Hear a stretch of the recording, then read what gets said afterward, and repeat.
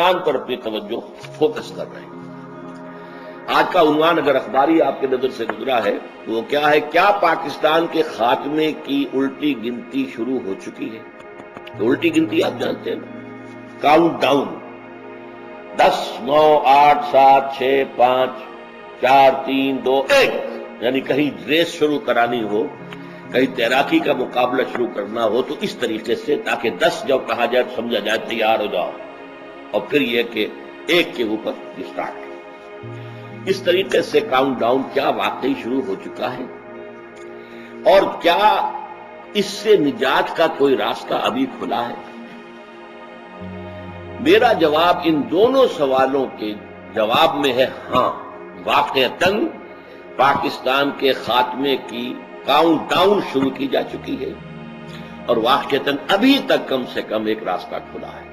وہ کیا ہے وہ میں آپ کے سامنے رکھوں، لیکن ایک بات پہلے سمجھ لیجیے، کسی مملکت یا سلطنت کا ختم ہونے کے معنی یہ نہیں ہوتی کہ وہ زمین ختم ہو جائے، زمین آسمان میں چلی جائے یا زمین پاتال میں دھنس جائے، یہ نہیں ہوتا۔ سلطنتوں کے یا مملکتوں کے خاتمے کی 2 شکلیں ہوتی ہیں۔ نمبر 1 یہ ہے کہ بلکنائزیشن ہو جائے، اس کے حصے بکھرے ہو جائیں اور سابق نام نہ رہے، یعنی دنیا کے نقشے پر پھر اس نام سے کوئی خطہ نہ ہو۔ اور عجیب ہسٹوریکل فیکٹ ہے، ذہن میں رکھیے، اسے سمجھیے ان باتوں کو۔ پچھلی صدی جو تھی، 20ویں صدی عیسوی، وہ اس اعتبار سے عجیب ہے، یونیک ہے، اس کے آغاز میں ایک عظیم سلطنت عثمانیہ بلکنائز ہوئی، ٹکڑے ٹکڑے ہوئی، حصے بکھرے ہوئے، اور سلطنت عثمانیہ کا نام دنیا میں ختم ہو گیا۔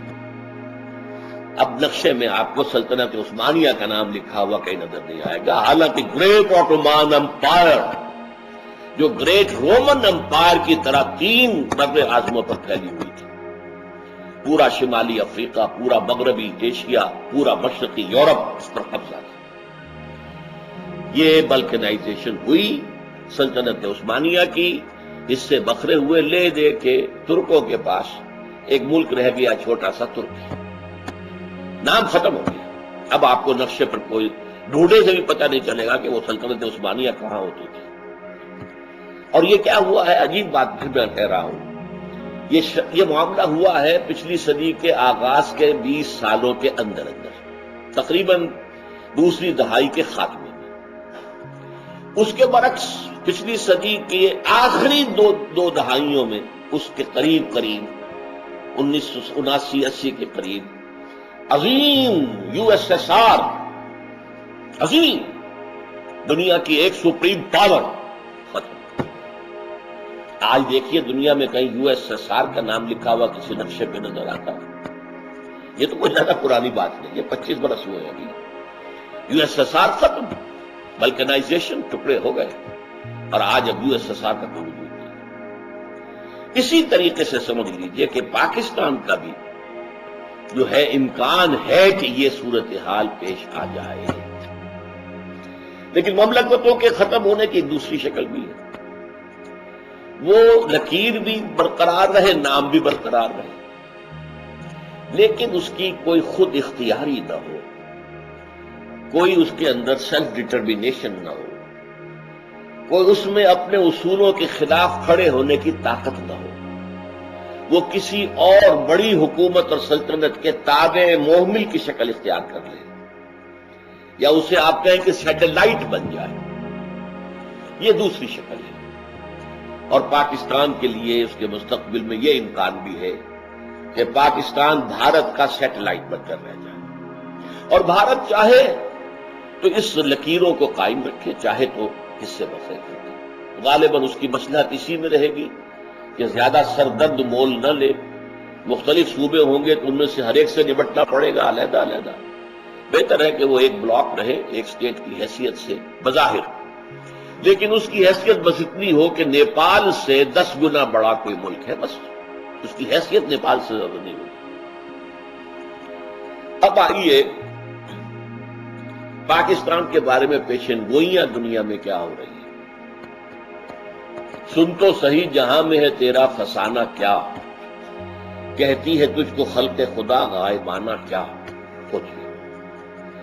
سب سے پہلے میں حوالہ دوں گا ایک مسلمان مصنف کی کتاب سید ابو المعالی، پیدائشی طور پر یہ بہار سے تعلق رکھتے تھے، پھر عین پارٹیشن کے وقت تقریباً چند دن پہلے ہی پیدا ہوئے تھے، وہاں سے ایسٹ پاکستان گئے، وہاں سے ویسٹ پاکستان آ گیا خاندان، تعلیم ان کی کراچی میں ہوئی ہے بیشتر، پھر یہ چلے گئے مغربی ممالک میں، جیسے بہت سے گئے ہیں، ہمارا برین ڈرین ہوا ہے، وہاں چلے گئے۔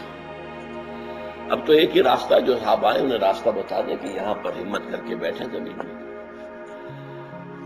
وہاں پر انہوں نے پی ایچ ڈی حاصل کی ہے اور وہاں کافی بڑے ایک سمجھیے دانشور سمجھے جاتے ہیں۔ ان کی ایک کتاب ہے جو 1992 میں شائع ہوئی تھی، the twin eras of Pakistan, Pakistan کے جڑواں ادوار، سیاسی دور، فوجی دور، سیاسی دور، فوجی دور، سیاسی دور، فوجی دور، جیسے ٹوئن بچے ہوتے ہیں اسی طریقے سے ٹوئن ایرا آف پاکستان یہ کتاب کا نام ہے۔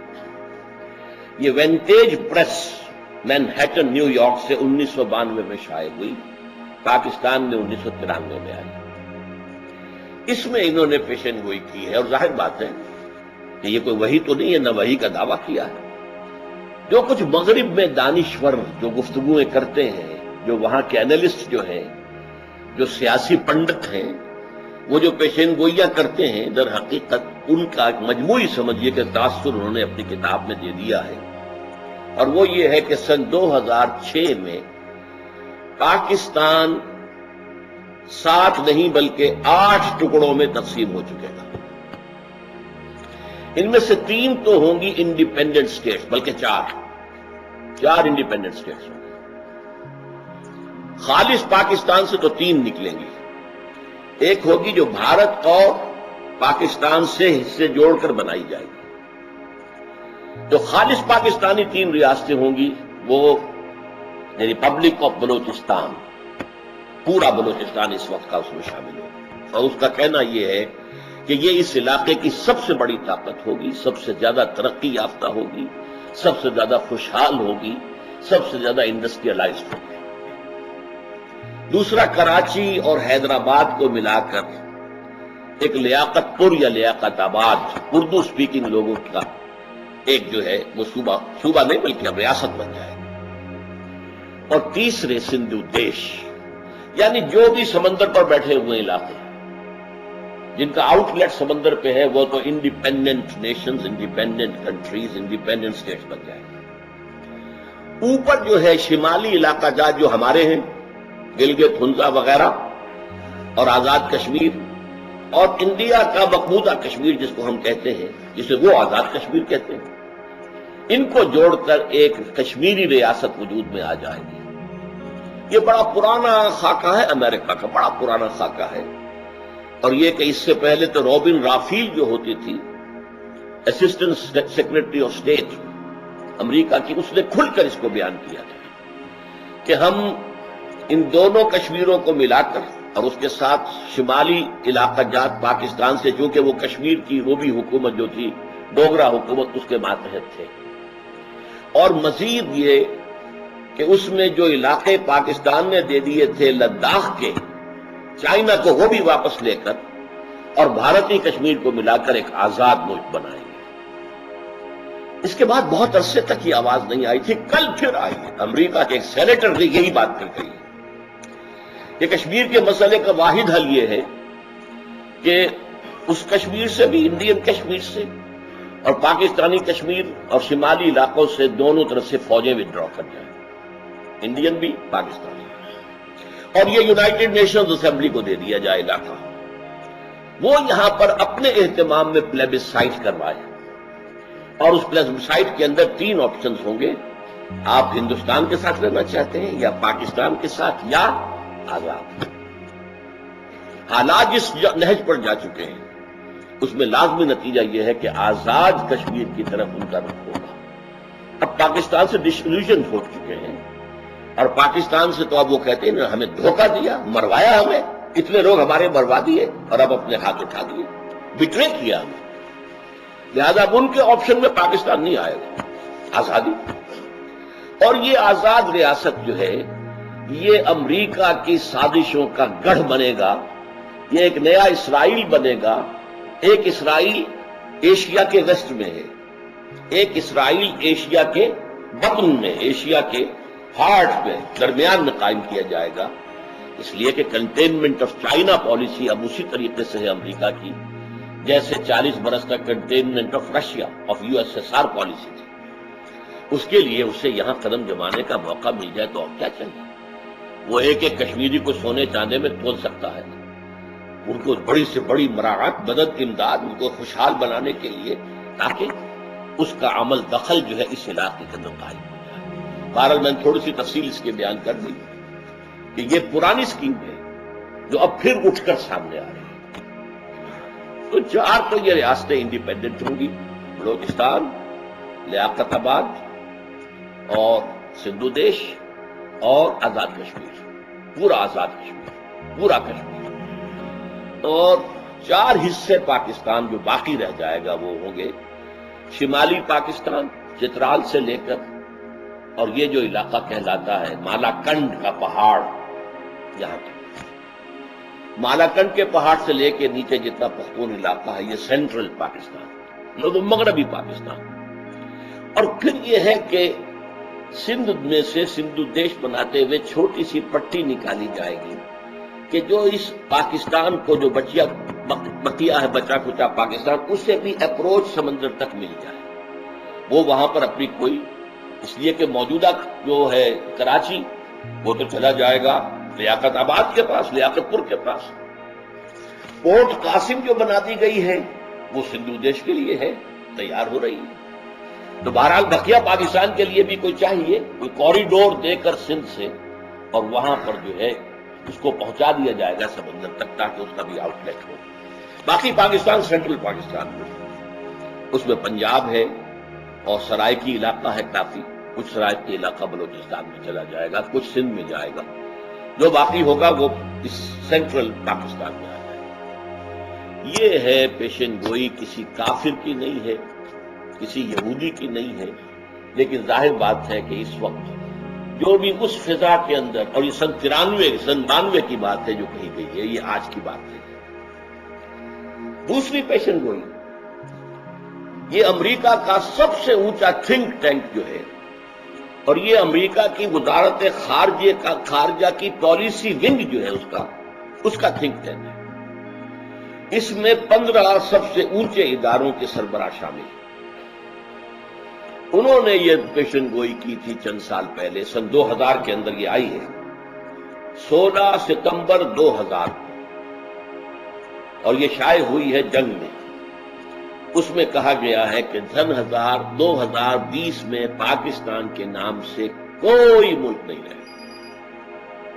گویا کہ وہ حشر کہ جو ہوا تھا سلطنت عثمانیہ کا اور USSR کا, وہ پاکستان کا بھی ہو جائے گا. جنگ نے اس خبر کو شائع کیا. سب سے پہلے یہ شائع ہوئی تھی رپورٹ بھارت کے ایک جریدے آؤٹ لک میں. جنگ نے شائع کیا اپنی 16 ستمبر سن 2000 کی اشاعت میں, ساتھ یہ لکھ دیا کہ اسے کسی مجذوب کی بڑھ نہ سمجھا جائے. اس پر جو ہے سنجیدگی سے غور ہونا چاہیے کہ سن تو صحیح جہاں میں ہے تیرا فسانہ کیا. تیسری بات, رابرٹ کیلان, ان کا ایک مضمون شائع ہوا نوائے وقت میں, یہ بھی ستمبر کا مہینہ ہی ہے, 20 ستمبر 2000 کو, دی اینڈ آف دی ارتھ. اس میں وہ کہتے ہیں کہ پاکستان از اے فیلڈ اسٹیٹ, ہر اعتبار سے یہ ناکام ریاست ثابت ہو چکی ہے. جلد ہی اس میں خانہ جنگی شروع ہوگی اور کیوس اور انارکی پیدا ہو جائے گی. اور اس مضمون میں ایک خاص بات جو اس نے کہی ہے وہ یہ ہے کہ پاکستان اور افغانستان یہ گویا کہ ایک یونٹ کی شکل میں. یہ ہے, میں نے چند حوالے آپ کو دیے ہیں کہ سن تو صحیح جہاں میں ہے تیرا فسانہ کیا, کہتی ہے خلق غائبانہ, کہتی ہے خلق خدا تجھے غائبانہ کیا. اب آئیے اس کے اصل اسباب کیا ہے, کیوں ایسا ہوگا, جبکہ میں بھی کہہ رہا ہوں کہ پاکستان کے خاتمے کی الٹی گنتی شروع ہو چکی ہے. یہ میرا موقف ہے. اس کے اسباب کیا ہیں؟ میں ان کو دو حصوں میں تقسیم کرتا ہوں. ایک تو ہے اصلی اور بنیادی، اور نمبر دو داخلی اور خود کردہ. یہ ایک ہی کی تقسیم میں نے کی ہے. جو اصلی ہے، بنیادی ہے، داخلی ہے، خود کردہ ہے. یہ خود کردہ کے بارے میں آپ کو وہ مصرع ذہن میں آ گیا ہوگا کہ خود کردہ را علاج نیست. کسی اور نے آپ کے ساتھ کوئی برائی کی ہو تو شاید کوئی اس کا بداوا ہو سکتا، آپ نے خود کی ہو تو اس کا کوئی بداوا نہیں. وہ کیا ہے؟ پاکستان کے قیام کا جو اصل مقصد تھا اس کو ہم نے ترک کیا. اب یہ ایک بے مقصد ملک ہے. یہ ایسا تیر ہے جس کا کوئی ہدف ہی نہیں. وہ تیر نیم کش جس کا نہ ہو کوئی ہدف. جو مؤسسین پاکستان تھے اقبال اور جناح، انہوں نے کہا تھا کہ ہم عہد حاضر میں پاکستان اس لیے چاہتے ہیں کہ عہد حاضر میں اسلام کے اصول حریت و اخوت و مسامات کا ایک عملی نمونہ دنیا کے سامنے پیش کریں، عملی نمونہ، تاکہ ایک لائٹ ہاؤس وجود میں آ جائے پورے عالم انسانیت کے لیے، ایک روشنی کا مینار ہو. جیسے کہ بعض جگہ سمندروں کے اندر جزیروں پر بنا دیے جاتے ہیں کہ یہاں سے بچو، یہاں یہ جزیرے ہیں، کہیں ٹکرا نہ جانا آ کر. تو یہ چیز جو ہے اس لیے پوری دنیا میں جبکہ اندھیرا ہے، انسان کو نظام عدل اجتماعی کی تلاش ہے لیکن مل نہیں رہا. اس نے بڑی قلع بازیاں کھائی ہیں انسان نے. وہ ملوکیت اور جاگیرداری کے دور سے نکلا فرینچ ریولوشن کے ذریعے تو وہ سرمایہ داروں کی ہتیا پر چلا گیا. کیپٹلزم بدترین شکل میں، پہلے جاگیردار مسلط تھا، اب سرمایہ دار مسلط ہے. اس کے بعد اس کے رد عمل میں کمیونزم آیا، سرمایہ داری کے خلاف رد عمل میں، وہ بھی ختم ہو گیا. اب انسان پھر کھڑا ہوا ہے، اور امریکہ، اس کے الائز اور مغرب اور اس کی تہذیب، وہ سب چاہتے ہیں کہ یہی جو ان کا نظام ہے یہی قائم رہے، دائم رہے، باقی رہے، پوری دنیا میں آپ چاہ رہے ہیں. سیکولرزم، انٹرسٹ بیسڈ کیپٹلزم اور شرم اور عفت اور حیا کے تمام تقاضے ختم. دوسری طرف اگر کوئی اور نظام نہیں آیا، اسلام سامنے نہ آیا، تو پھر کمیونزم سے ملتی جلتی کوئی شکل دوبارہ دنیا میں آ جائے گی. اس کیپٹلزم کے خلاف انسان نے بغاوت کی تھی نا، تبھی تو کمیونزم آیا تھا. اور آج جب یہ کیپٹلزم گلوبل ہو رہا ہے، گلوبلائزیشن کیا ہے؟ کیپٹلزم گلوبل فارم کے اندر، تو اس کے خلاف بغاوت ہو رہی ہے. جو کچھ کے مظاہرے مخالفانہ ہوئے تھے، جہاں کہیں بھی یہ گلوبلائزیشن کے لیے کوئی میٹنگ ہوتی ہے، سیئٹل میں ہنگامے ہوئے، کرفیو لگا، امریکہ میں کرفیو، توڑ پھوڑ ہوئی، واشنگٹن میں ہوا، ڈیووس میں ہوا، دنیا میں کتنی جگہوں کے اوپر بڑے عظیم مظاہرے ہو چکے ہیں. وہ سب مغرب والوں کو معلوم ہے کہ کیا ہو رہا ہے. اس کیپٹلزم کے خلاف بھی بغاوت مغرب میں ہوئی تھی، روس میں ہوئی تھی، وہ بھی مغرب کا حصہ شمار ہوتا ہے اگرچہ مشرقی ملک بھی ہے. اور اب جو ہے عین کیپٹلزم کے گھر کے اندر جو ہے ایک بغاوت اٹھ رہی ہے. لیکن ظاہر بات ہے کہ امریکہ اور اس کی تمام اتحادی قوتیں زور لگا کر چاہیں گی کہ سر کچل دیں، نپ دی ایول ان دی بٹ، اٹھنے سے پہلے اس کا سر کچل دیا جائے. اچھا، یہ صرف اقبال اور جناح کا معاملہ جو ہے اس میں تو زیادہ زور تھا اجتماعی نظام پر. اسلام کا نظام اجتماعی، اسلام کا سیاسی نظام اور اقتصادی نظام، سماجی نظام، system of social justice as given by Quran. لیکن اس تحریک کی حمایت عوام نے جو کی تھی اور علماء اور مشائخ نے جو کی تھی، پیر جماعت علی شاہ، پیر صاحب مانکی شریف، تمام تقریباً مشائخ جو تھے وقت کے، وہ سب مسلم لیگ کے ساتھ تھے. علماء میں اگرچہ جمعیت علماء ہند اور مولانا مدنی رحمۃ اللہ علیہ یہ پاکستان کے مخالف تھے، لیکن بہت بڑی تعداد علماء کے ساتھ تھی. خود علماء دیوبند میں سے ٹوٹ کر شبیر احمد عثمانی رحمۃ اللہ علیہ یہ آ گئے تھے کہ نہیں آ گئے تھے، اور ان کے ساتھی تھے. جمعیت علماء ہند سے کٹ کر جمعیت علماء اسلام بنی تھی، اور اس نے جو ہے مسلم لیگ کا ساتھ دیا اور تحریک پاکستان کا ساتھ دیا. ان کے پیش نظر کیا تھا کہ اسلامی سزائیں، اسلامی قوانین نافذ کیے گئے. یہ دونوں سامنے رکھیے، کنٹراسٹ ہے. ان دونوں حضرات کے نزدیک اسلام کا نظام اجتماعی جو عدل دیتا ہے انسان کو، اور ان حضرات کے نزدیک اسلامی قوانین، اسلامی شریعت، خصوصاً تعزیرات، حدود وہ نافذ کی جائے۔ لیکن ہوا کیا ہے، 56.5 سال گزر گئے اور ان میں سے کسی ایک جانب بھی کوئی پیش رفت نہیں۔ ایک حدود آرڈیننس جو ہے لولا لنگڑا وہ نافذ کیا تھا، اس کے خلاف بغاوت ہے ہمارے ہاں، اس کو ختم کرنے کے لیے آپ کا سارا ایلیٹ جو ہے، ساری خواتین ویمن لب کی لیڈرز کھڑے ہو گئی ہیں کہ ختم کیا جائے، اور ویسے بھی وہ اس پورے معاشرے میں غیر مؤثر ہے، بالکل اس کی کوئی حیثیت نہیں۔ زکوٰۃ نافذ کی تو وہ سود میں سے کمیشن لے لیا، اللہ اللہ خیر سے، زکوٰۃ تو بدنام ہو گئی۔ لیکن ہمارا دعویٰ یہ تھا کہ زکوٰۃ نافذ کر دی جائے تو سوشل سیکیورٹی کا مکمل نظام قائم کیا جا سکتا ہے، ہر شہری کی بنیادی ضروریات کو گارنٹی کیا جا سکتا ہے۔ سوشل سیکیورٹی کے جو نظام مغرب میں وہ سب مسلمانوں سے اخذ کیے گئے، زکوٰۃ کے نظام سے اخذ کیے گئے کہ ریاست کے ہر شہری کی بنیادی ضروریات کی کفالت حکومت کو ذمہ ہے۔ تم اگر کام کر رہے ہو، کسی مل میں کام کر رہے ہو تو ٹھیک ہے، تم اپنے پاؤں پر کھڑے ہو، لیکن تمہیں کوئی جاب نہیں مل رہا ہے تو ٹھیک ہے، ہمارے ذمہ ہے، کم سے کم اتنا پیسہ تو تمہیں مل جائے گا جس سے کہ تم اپنا خرچ چلا سکو۔ مکان نہیں ہے تو تمہیں کوئی چابی دے دی جائے گی، جاؤ، جو انہوں نے بنائے ہوئے ہیں وہ پور ہاؤسز کی پوری جاؤ لے لو۔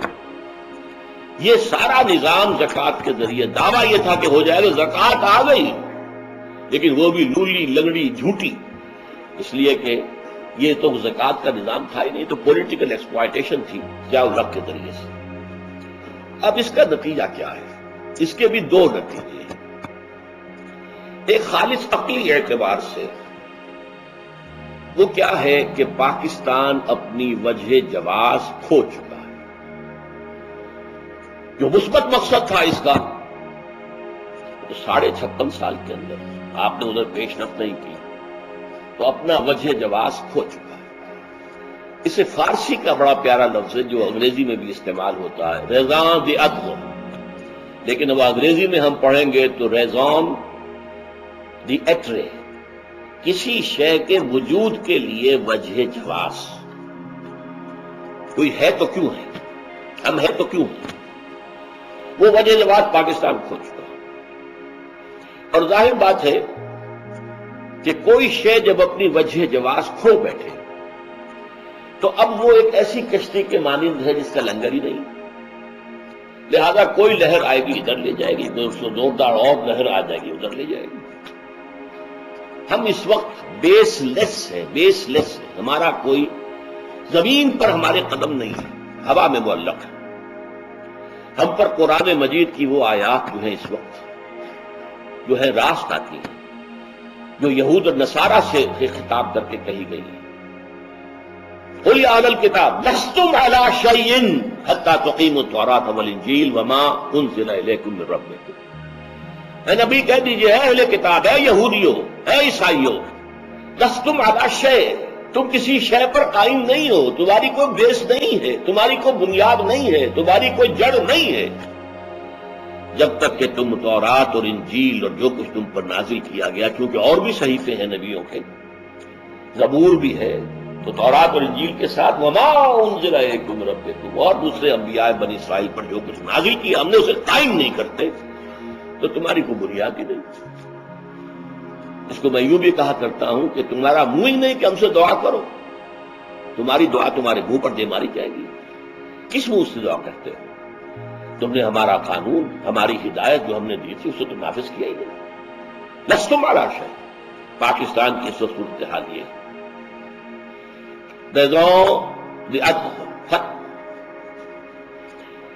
نمبر 2، مذہبی اعتبار سے جب میں اس کو بیان کروں گا تو وہ یہ ہے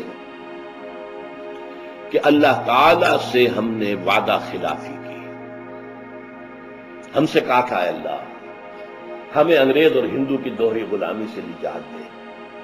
انگریز کی غلامی بھی ہم پر تھی، ہندو کی بھی تھی، ہندو کی معاشی غلامی میں ہم مبتلا تھے۔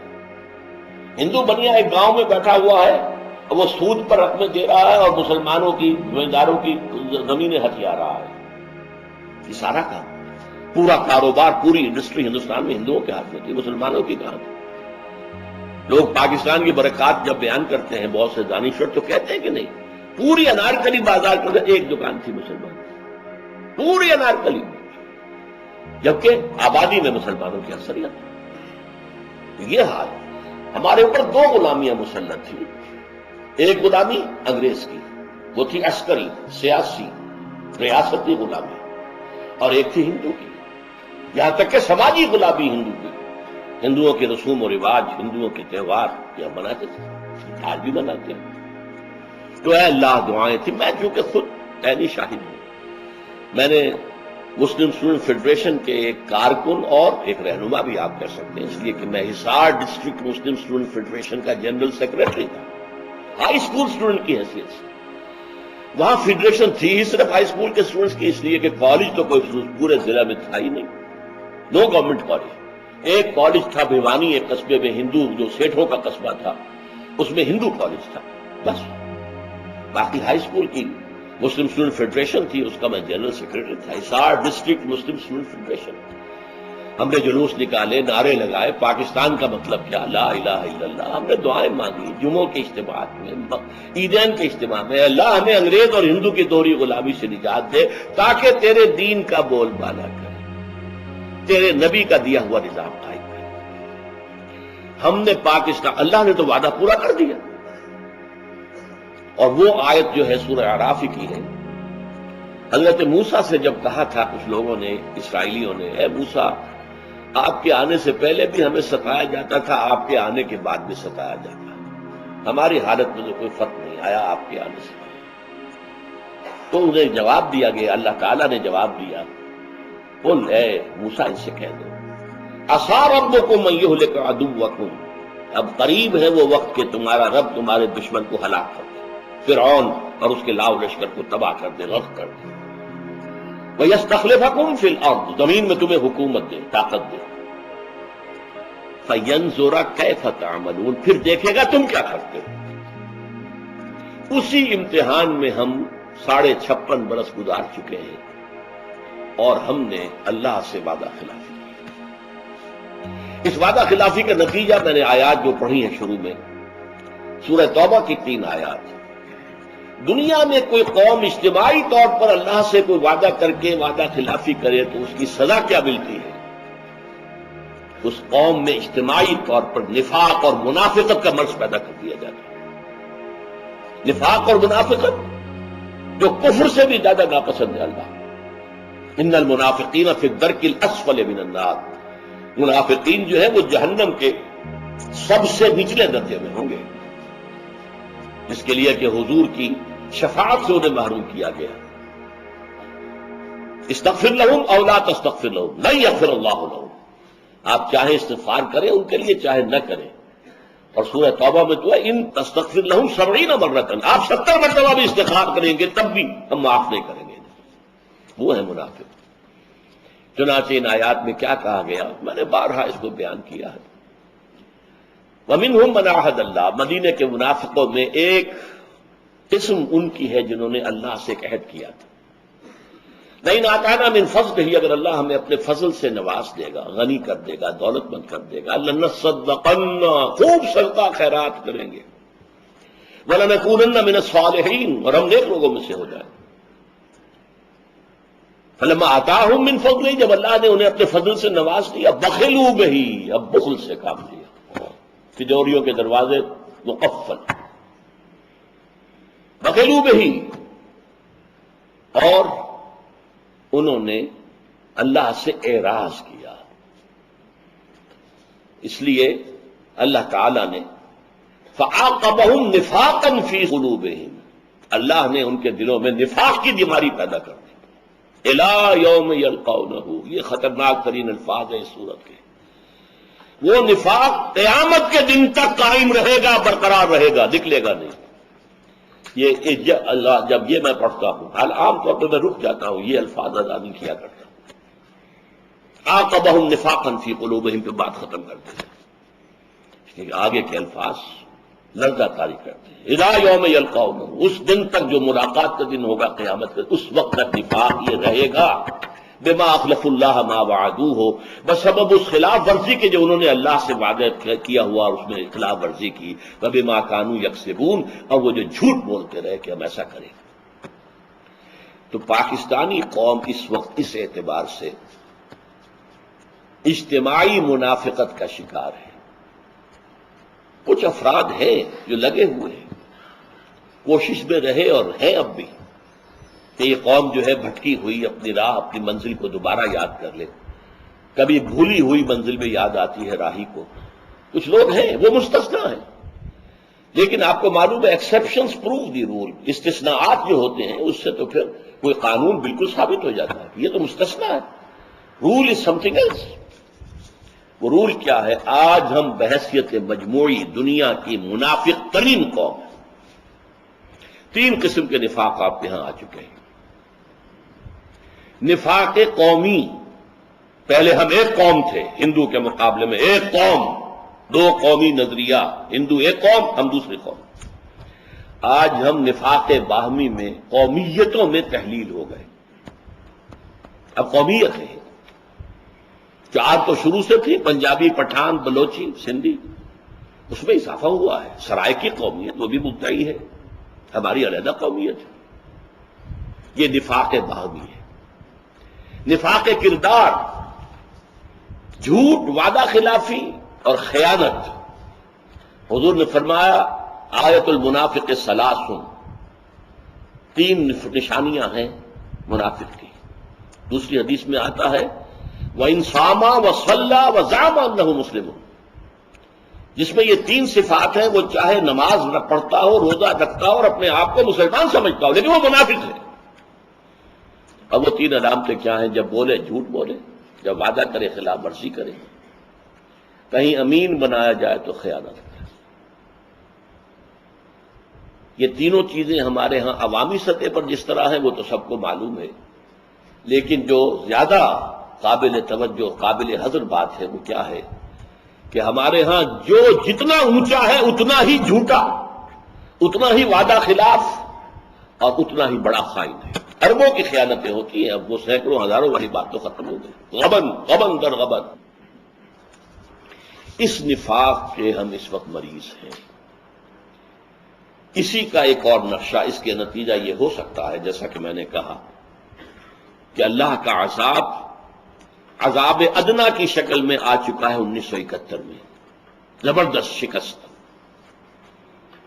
93,000 ہمارے قیدی ہندوستان کے پاس گئے، پاکستان 2 لخت ہو گیا، بدترین شرمناک شکست۔ ہمارے ٹائیگر جنرل نے اپنا پستول پیش کیا۔ یہ ہے عذاب ادنا۔ قرآن مجید میں سورہ سجدہ میں آیت ہے وَلَنُذِيقَنَّهُم مِّنَ الْعَذَابِ الْأَدْنَىٰ دُونَ الْعَذَابِ الْأَكْبَرِ، ہم انہیں مزہ چکھائیں گے چھوٹے عذاب کا بڑے عذاب سے پہلے۔ چھوٹا عذاب کیا ہے؟ یہ جو اللہ ذرا جھنجھوڑنے کے لیے، بیدار کرنے کے لیے شاید جاگ جائے، کبھی قحط آ گیا، کبھی کچھ اور آ گیا، کبھی سیلاب آ گیا، اللہ کی طرف متوجہ ہو۔ لیکن یہ کہ ہم نے اس عذاب ادنا جو حادثہ تھا اس سے کوئی سبق حاصل نہیں کیا۔ پھر عذاب اکبر ہے جو اب سر پر کھڑا ہوا ہے، اور عذاب اکبر دنیا میں، ایک تو آخرت کا عذاب ہے۔ دنیا میں عذاب اکبر کیا ہوتا ہے؟ کسی قوم کو جڑ سے اکھاڑ دے گا، جو دنیا میں آتا رہا ہے قوموں کے اوپر، قوم نوح پر، قوم ہود پر، قوم صالح پر۔ یہ کون سا عذاب تھا؟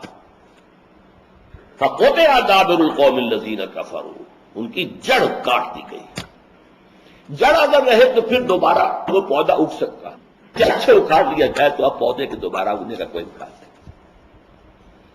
یہ بھی الفاظ آئے ہیں لا یرا الا مساکنہم، کہ اب ان کے مسکنوں کے سوا کچھ نظر نہیں آتا۔ قوم سمود کے جا کر وہ محل دیکھ لیجئے جو انہوں نے چٹانیں تراش تراش کر بنائے تھے، ان میں رہنے والا تو کوئی نہیں۔ اور یہ الفاظ بھی آئے ہیں کہ جیسے وہ کبھی آباد ہی نہیں، کالم یغنو فیہا، کوئی تھا ہی نہیں یہاں۔ نسیم منسیہ، وہ عذاب ہے اکبر۔ اور نوٹ کیجئے، میں اس کا انتظار کر رہا ہوں کم سے کم 84 سے 20 برس ہو گئے۔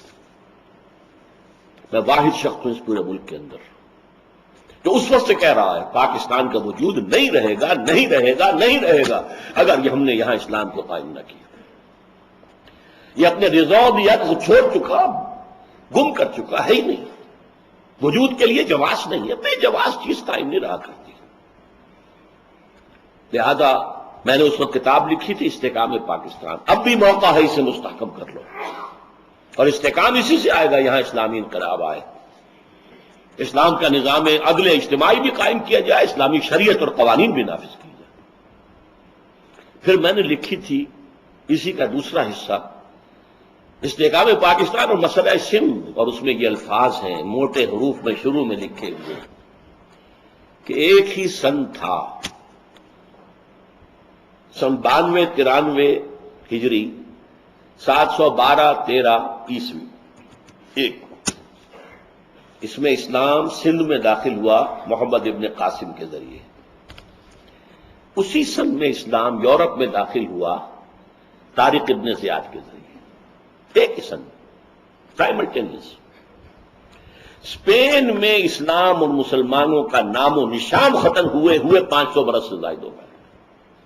1492 میں سقوط غرناطہ کے بعد وجود ختم ہو گیا، 1602 تک پھر ہسپانیہ میں آئیبیرین پیننسلا میں کوئی مسلمان نہیں چھوڑا گیا، یا قتل یا جلا دیے گئے، یا پھر جہازوں میں بھر بھر کر اور شمالی افریقہ کے ساحل پر لا کر دب کر دیے گئے۔ تو میں نے لکھا کیا یہی تاریخ ہندوستان میں بھی دہرائی جانے والی ہے؟ یہ میری سن 84-85 کی بات ہے، اور مجھے یاد آتا ہے کہ جب ہماری جو سابقہ امت تھی بنی اسرائیل، جب ان پر پہلا عظیم ترین عذاب آنے والا تھا نبوکدنضر کے ہاتھوں، جس میں حضرت سلیمان کا بنایا ہوا معبد مسجد اقصی اصل وہ تھی جس کو کہ مسمار کر دیا گیا، 2 اینٹیں بھی سلامت نہیں رہی، 6 لاکھ یہودی آن دی اسپاٹ قتل کیے گئے، اور 6 لاکھ کو وہ ہانک کر لے گیا، اس کو وہ کہتے ہیں ایرا آف کیپٹیوٹی، 100 سال تک وہ بیبیلونیا اس وقت عراق کو کہتے تھے، نبوکدنضر جو ہے وہ ایک طرح کا نمرود تھا، عراق کے بادشاہوں کو نمرود کہتے تھے، جیسے مصر کے بادشاہ فرعون کہلاتے تھے، تو وہاں نمرود جو ہے ان کو لے گئے، وہاں وہ 100 برس تک کیپٹیوٹی میں رہے۔ جب یہ صدا آنے والی تھی اس وقت جو بنی اسرائیل کے انبیاء تھے، یشعیاء علیہ السلام، یرمیاء علیہ السلام، حزقیل علیہ السلام، یہ انذار کرتے رہے، کہتے رہے دیکھو درخت کی جڑ پر کلہاڑا رکھا جا چکا ہے۔ یہ میں غور کرتا رہا، کلہاڑا تو گرتا ہے، رکھا تو نہیں جاتا، لیکن بعد میں سمجھ میں آ گیا۔ آپ نے دیکھا ہوگا کہ چاہے لکڑی پھاڑنے والا ہے، چاہے کوئی اور، چاہے جلاد، پہلے وہ اپنا جو ہے اس گردن پر رکھتا ہے، یعنی یہ کہ مجھے یہاں ضرب لگانی ہے، معین کرتا، پھر اٹھا کر مارتا۔ کلہاڑے کو بھی پہلے اس لکڑی کے اوپر رکھے گا کہ یہ جگہ ہے جہاں پر کہ مجھے اب جسے ایم کرنا ہے، پھر اٹھا کر مارتا۔ تو جب درخت کی جڑ پر کلہاڑا رکھا جا چکا ہے، ہوش میں آ جاؤ، جاگ جاؤ، لیکن یہی ہے مرنے والی امتوں کا عالم پیری، کسی کے کان پر جوں نہیں رینگی۔ اور صورت کیا بن گئی، حال ہی کے الفاظ سنا رہا ہوں۔ کسی نے یہ بقرات سے جا کے پوچھا، مرض تیرے نزدیک مہلک ہیں کیا کیا؟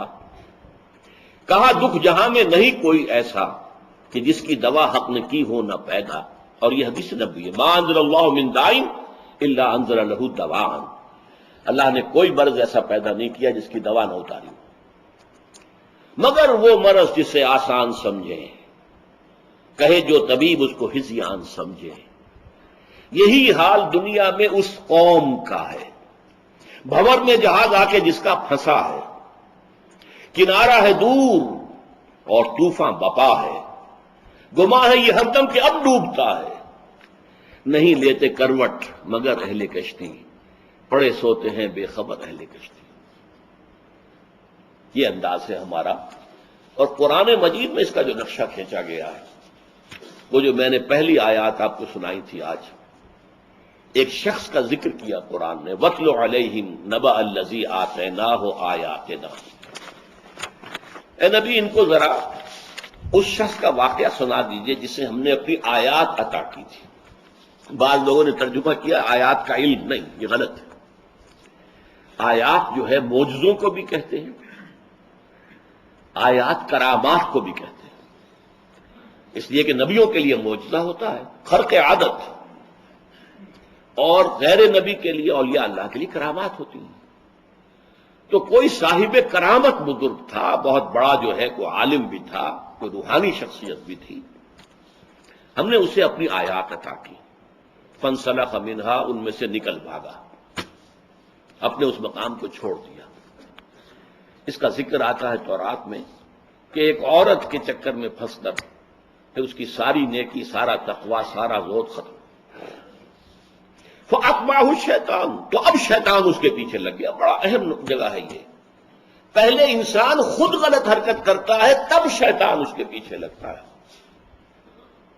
پہلا فیصلہ اپنا ہوتا ہے۔ فَأَتْبَعَهُ الشَّيْطَانُ فَكَانَ مِنَ الْغَاوِينَ، پھر وہ ہو گیا بہت ہی گمراہ لوگوں میں۔ وَلَوْ شِئْنَا لَرَفَعْنَاهُ بِهَا، اگر ہم چاہتے تو اسے اور بلندی عطا کرتے، وَلَكِنَّهُ أَخْلَدَ إِلَى الْأَرْضِ، مگر وہ تو زمین میں دھستا چلا گیا۔ اس کے کیا معنی؟ وَاتَّبَعَ هَوَاهُ، اپنی زمینی خواہشات کی، حیوانی خواہشات کی پیروی کے اندر لگ گیا۔ فَمَثَلُهُ كَمَثَلِ الْكَلْبِ، تو اس کی مثال کتے کی سی ہے، إِن تَحْمِلْ عَلَيْهِ يَلْهَثْ أَوْ تَتْرُكْهُ يَلْهَثْ، اس پر اگر آپ کو بوجھ لاد دیں گے تب بھی وہ ہانپے گا، اس کی زبان نکلی رہے گی اور جو ہے اس میں سے راڑ ٹپکتی رہے گی، اور اگر چھوڑ دو کوئی بوجھ نہ ڈالو تب بھی اس کا یہی حال رہے گا۔ اس کے اندر حرص اتنی زیادہ ہے، اتنی زیادہ ہے کہ ہر وقت اس کی زبان لٹکی رہے گی باہر اور راڑ ٹپکتی رہے گی۔ اب فرمایا ذالک مثل القوم الذین کذبوا بآیاتنا، یہ تو ایک فرد کی ہم نے آپ کو مثال سنائی ہے، یہی